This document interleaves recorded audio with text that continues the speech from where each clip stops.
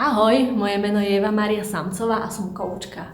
Rada by som ťa pozvala na môj workshop s názvom Kto som?